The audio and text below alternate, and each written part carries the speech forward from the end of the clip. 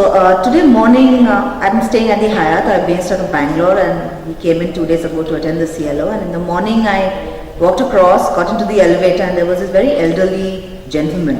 And we wished each other, and then he saw the laptop in my hand, and he said, "It's 8 in the morning, and you're ready to go." So I said, "Yes." And he says, in my days, I didn't have the laptop or any of these things that you guys have. I had to send a mail via telex and then wait 3 days for a response. And even then I wasn't sure if I was going to get it or not. And that's when it struck me that we take such a lot for granted and so much has changed across the times. Today we consider it almost matter of fact to send out an email or a tweet and expect a response instantaneously. While there was an age where none of this existed and business still happened and work still went on. Right? So today we'd like to talk a little bit about social media and learning. But before we get into that entire social media and learning space, I'd like to ask you, or at least think about, what's your favorite restaurant? Right? So about 15 years ago, when I started working and we had to find out a place to party or to go out, it was a huge, long, drawn-out process to identify a good restaurant till you actually came up with what was your favorite restaurant, right? So you met up with friends, you tried out different options, and finally you narrowed it down to one particular place that you kept frequenting over and over. For me, it was Out of the Blue in Bangalore. Right?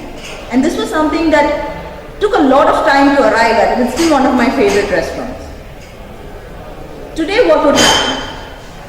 Today, if I had to find a place, and if I were to still find out, I would not probably ask my friends. All I would do was go on to TripAdvisor, put in the required details. Out of the Blue would still pop up, and I might go there. Right? So last year I moved to Bangalore, and I'm a foodie. So one of the first things I checked when I landed was, what are the places to go and eat? And the first place that came up on my list, again, TripAdvisor, was Brahmin's Coffee Bar, which has the world's most amazing idlis. So if you're in Bangalore, you know where you should go and eat. But none of those reviews were posted by my friends or people who I knew. They were reviews that were posted by somebody who had visited that place and had posted something. They weren't something that I was referring to my known circle of influence. And I can see some people asking, where exactly is the Brahmin's Coffee Bar in Bangalore? And my colleague is very obligingly giving them the address. Right? So today, times have changed. We no longer rely on our immediate circle of influence to tell us what is it we want to do. Now this is just one example where social media has played such an important role in the food industry. But look at our lives today. Any choice that we have to make, whether it's travel, hospitality, consumer goods, electronics, books we read, what's the first medium that we turn to? We might actually still go to a physical shop and buy it, but we still rely on a host of reviews. Movies that we see, right? So I remember earlier on, we used to wait for the Times of India to publish their reviews on a Sunday, and then you would go and read the review and then decide whether or not you could go and watch a movie. Today, first day first show, Friday the movie is out, and you already have a host of reviews that you can go and access, either already been tweeted about or it's there in your Facebook account and you can read whether it's worth watching or not. Right? So if all of this is creating such a big impact in all the spheres that we are interacting with, why not learning? What will it take for us to create a space where people start rating our learning interventions and have other people come up to us and say, 3 years ago you created an intervention and it's been rated brilliant and we'd like you to do that for our business, maybe with a little bit of tweaking. It has its pros and cons. It also means that we move the feedback and all of that criticism out of the classroom, which is pretty much moderated because you have the invigilator there telling you fill up the feedback forms. And keeping it in the open and saying, okay, go ahead and rate my programs, and I will ensure that all of my learning interventions are now pull rather than push. So what is social media? So I was a little confused, so I went to, of course, a good old Google God, and his son Vicky, and that's what they told me. Social media is media designed to be disseminated through social interaction, created using highly accessible and scalable publishing techniques. I was more confused. So I read a little more, and then it said, social media is not a fad, a replacement for traditional learning, the first step. It's not free, and it's all about you. But what it is a big deal, going where your learners already are, applicable to most companies, and it's all about them.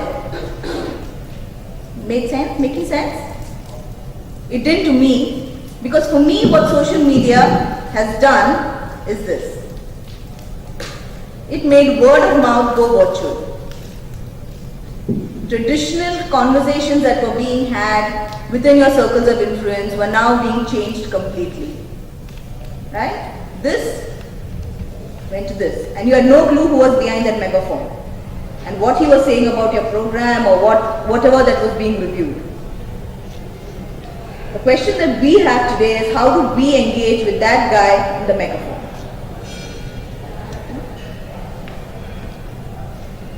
So, there are two images that are there here. The first one are the four traditional ways that we could look at using it. You have Facebook, you have Twitter, you have LinkedIn, you have blogs.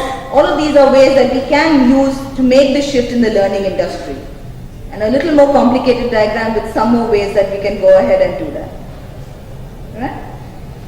Now, before we get into a little more detailing on how we use social media and learning at ING, it's important that I set a little bit of context as to where we are and why this need for social media within our organization.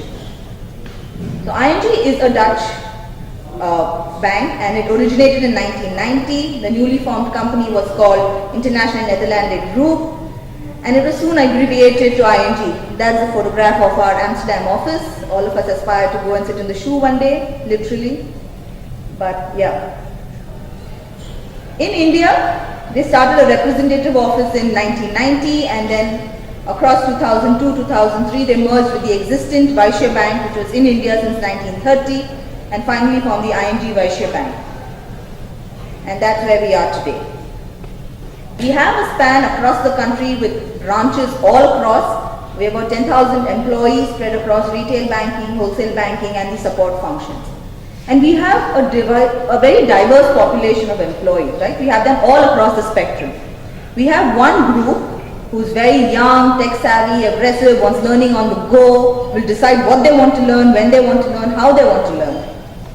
And at the other end, I have my conservative, traditional employees who still want to go to a staff training college, which is headed by a principal, has faculty called teachers, sit in a classroom and learn. So we are in a dilemma of sorts because we need to create content and interventions that suit both of these groups. We no longer call the staff learning college, but if you ask any old-timer in ING, they will still refer to the competency development center that we have in Bangalore as the staff training college. I would be called the principal, and my colleagues would be called teachers or professors. But that's something that we have to deal with. Now, besides using social media for learning, we also use social media for a lot of other things at ING. Marketing, talent acquisition, brand building, learning comes a close fourth. But yes, we do use a lot of social media, and I'll just give you a very quick example. So from an external perspective, we use LinkedIn, we have a site, and a host of career opportunities, information gets hosted there, and a lot of our talent acquisition is now happening using LinkedIn. Now, being a bank, there are certain things that we can do in the public domain, and there are certain things that we have to do internally. Right? So we also have a Facebook page, and we use the Facebook page and the information that's stored on that page for external development of our customers. So while we have a host of customers with ING, it's important that they also learn about banking, what's good, what the do's and the don'ts, and all of that information gets stored via tiny modules and bytes on our Facebook page that customers can then go and access and see. Now internally, we have created our own social media. Since we can't access much of the external public domain social media due to a lot of IT firewalls, we have created our own format of social media that we use. The first is called the Orange Quotient. Yeah, you'll find a lot of orange in all of that I'm saying right now because that is our company's corporate color. So the Orange Quotient, it's a microsite and this is essentially for our talent pool. So all our high potential employees who make up about 5% of the organization are connected on the Orange Quotient. It's equivalent of a Facebook. They get to put in all the information there.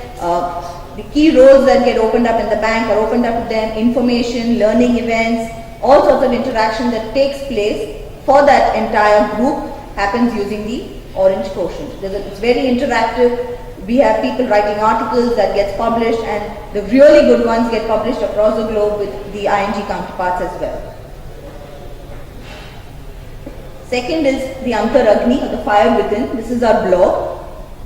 This blog is used across the retail banking and wholesale banking space where people can raise questions, ask queries, just comment on new products. So now a lot of new product launches get done through the blog where internal customers information is taken and that is, we just get that information collated and it just increases the response time so much and we get such a lovely flavor of people across groups, across the entire organization.